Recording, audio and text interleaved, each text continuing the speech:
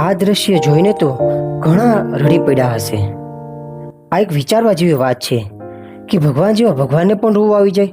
એવી તો શું વાત બની હશે કે ભગવાનને રોવું આવી પડ્યું?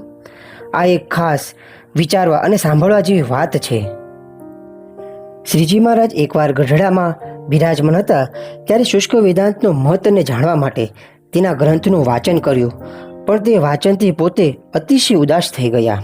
જો કોઈને ખબર ન હોય કે શુષ્ક વેદાંતિ કોને કહેવાય, એના શું વિચાર હોય, તેના વિચાર એવા હોય કે તે બ્રહ્મને નિર્ગુણ અને નિરાકારપણે માને, એટલે ભગવાન એક નિરાકાર છે, તે સાકાર નથી, અને જે પરબ્રહ્મ છે તે સિવાય બધું જ ખોટું છે, જેમ કે વેદ, માયા, મોક્ષ, ગુરુ, વિધિ નિષેધરૂપ નિયમ ધર્મ વગેરે તેને કાંઈ માને નહીં, અને પોતે જ બ્રહ્મ એટલે પોતે જ ભગવાન થઈ શકે અને પોતે જ પોતાને ભગવાન માનવા લાગે.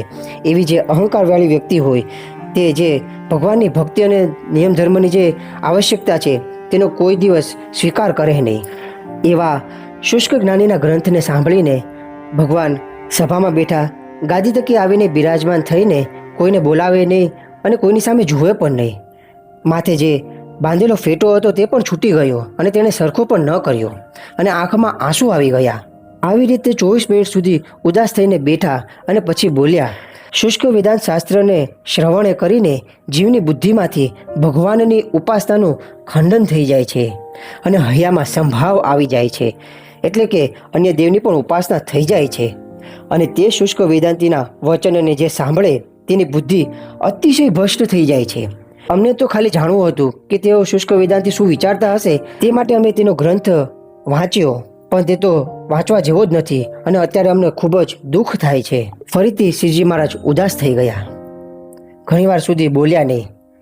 પછી પોતાના હાથથી અશ્રુ લૂછીને બોલ્યા જે, અમે આજે સ્વપ્નમાં ગોલોકમાં ગયા, ત્યાં ભગવાનના અનંત પાર્ષદો જોયા.